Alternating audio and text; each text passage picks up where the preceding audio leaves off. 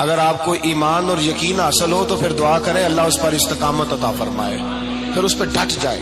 نبی پاک صلی اللہ علیہ وسلم نے فرمایا میں اس بات کا خوف نہیں کرتا کہ میری امت کمزور ہو جائے گی، اس بات کا ڈر نہیں کہ پیسے ختم ہو جائیں، نہ یہ خوف ہے کہ بھوکی مرے گی۔ حضور کس بات کا خوف ہے؟ تو نبی پاک نے فرمایا خوف یہ ہے کہ ان کا یقین کمزور ہو جائے گا۔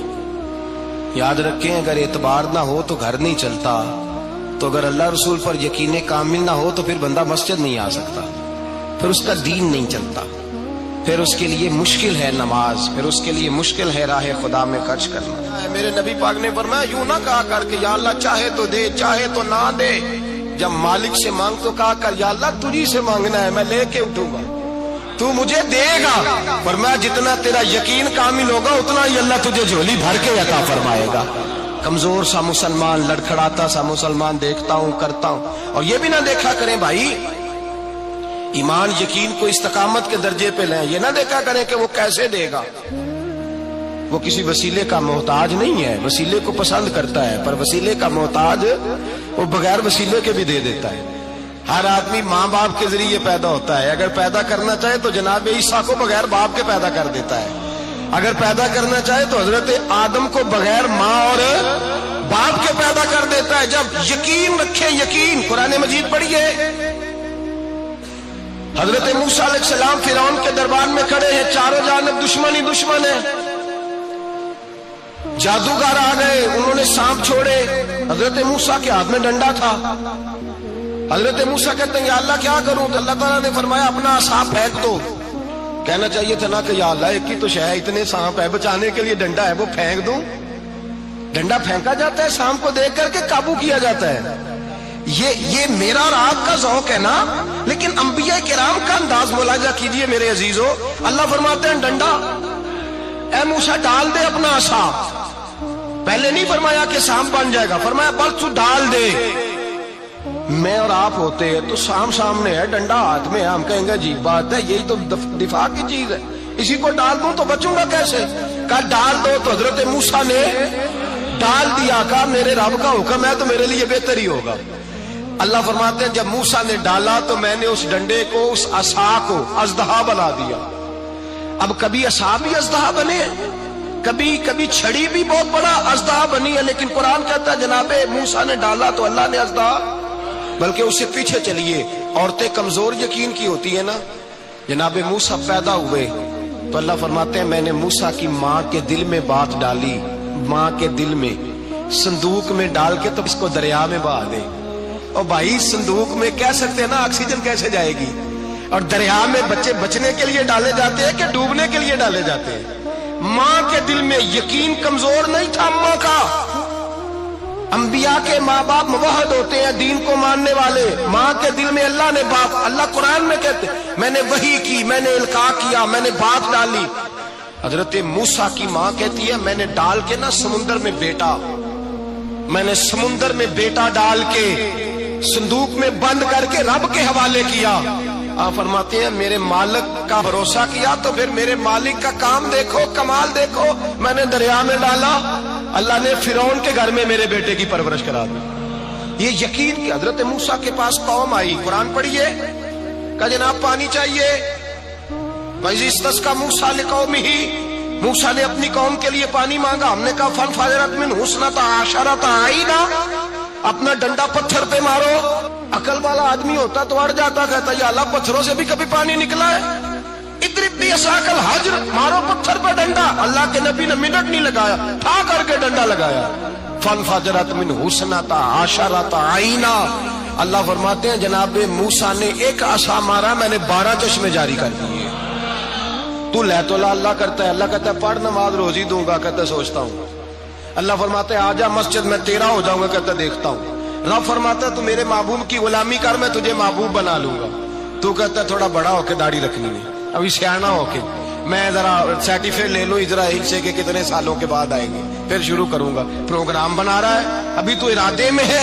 اللہ کے پیغمبر کا ڈنڈا، اور اس سے زیادہ آگے بات ہو گئی، پیچھے فوج لگی ہوئی ہے فرعون کی، مجمع ہے، ہزاروں لاکھوں کا لشکر لے کے، تلواریں نیزے، فرعون پیچھے، آگے دریا آ گیا۔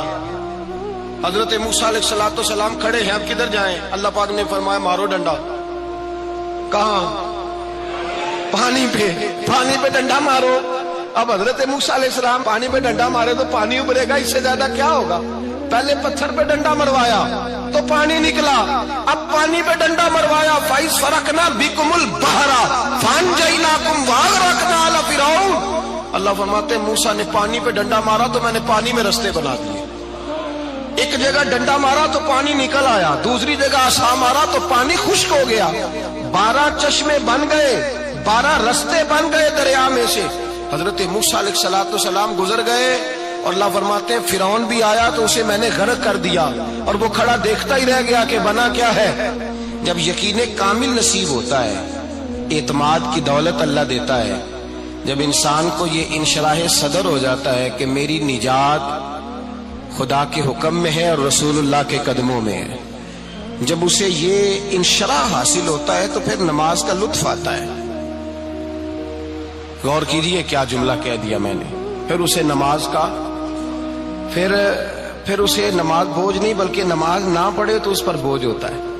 پھر قرآن مجید اس کی روح کا ساتھی ہو جاتا ہے، پھر عبادات، تقوی، پرہیزگاری، پھر وہ ایک سنت کے چھوٹنے پر پریشان رہتا ہے۔ جب یقین کی دولت نصیب ہوتی ہے، قرآن مجید فرقان حمید نے کہا ایمان لاؤ تو پھر ایمان پہ ڈٹ جاؤ، مسلمان بنو تو پھر اسلام پر۔ پھر یہ جو کمزوری ہے نا، یہ دیکھتے ہیں، کرتے ہیں، چلتے ہیں، ابھی کل ابھی پرسوں بہانے ہیلے، ابھی میں نماز شروع کرتا ہوں دیکھتا ہوں لا الہ الا اللہ محمد الرسول اللہ صلی اللہ علیہ۔ جب کسی نے کلمہ پڑھا تو اس پر پورا دین ضروری ہے، پورا۔ اب وہ یہ نہیں کہہ سکتا کہ تھوڑا تھوڑا کر کے آؤں گا۔ یقین کی دولت نعمت ہے۔ اللہ پاک قرآن مجید میں فرماتے ہیں ان الذین قالوا ربنا اللہ ثم استقاموا، جنہوں نے کہا کہ اللہ ہمارا رب ہے اور پھر وہ اس پر ڈٹ گئے، پھر اس پر وہ کہا تو ڈٹ گئے، کھڑے ہو گئے، نہیں اللہ ہی رب ہے، اللہ ہی دینے والا، اللہ ہی مالک، اللہ ہی ہمارا رازق ہے، رب ہی ہمارا سب کچھ۔ جب ڈٹ گئے تو فرمایا تتنزل علیہم الملائکہ، پھر میں ان کی مدد کے لیے آسمان سے فرشتوں کا نزول فرمایا کرتا ہوں۔ فرشتے کیا کہتے ہیں؟ اللہ تخافوا ولا تحزنوا، غم نہ کرنا، خوف نہ کھانا، وابشروا بالجنۃ التی کنتم توعدون، ہم تو تمہیں اللہ تبارک و تعالی کی اس جنت کی خوشخبری دینے آئے ہیں جس کا رب نے تمہارے ساتھ وعدہ کیا ہوا ہے۔ پھر فرشتوں کا نزول ہوتا ہے، لیکن شرط کیا ہے کہ ایمان لائے، اور پھر ایمان پر پھر یہ نہ سوچے کہ وہ کس طرح دے گا، وہ کیسے عطا کرے گا، وہ میری مدد کس طرح کرے گا، نظام کیسے چلے، ڈٹ جائے، کہے میرے اللہ کا حکم ہے تو میں نے حلال ہی کھانا ہے، میرے رب کا حکم ہے تو میں نے تھوڑے پہ ہی گزارا کرنا ہے، میرے مالک کا حکم ہے تو میں نے اپنی جیب دیکھنی یا دوسرے کی نہیں دیکھنی، میرے رب کا حکم ہے تو میں نے اس کی اطاعت میں رہنا۔ جب ڈٹ جائے گا اللہ کے احکامات پر، جب ڈٹ جائے گا تو اللہ فرماتا ہے پھر میں تیری مدد کے لیے فرشتوں کا نزول کروں گا۔ نبی پاک صلی اللہ علیہ وسلم نے فرمایا 2 دولتیں اگر کسی کو اللہ دے دے تو سمجھے اللہ نے اسے دنیا کی سب سے زیادہ دولت عطا فرما دی۔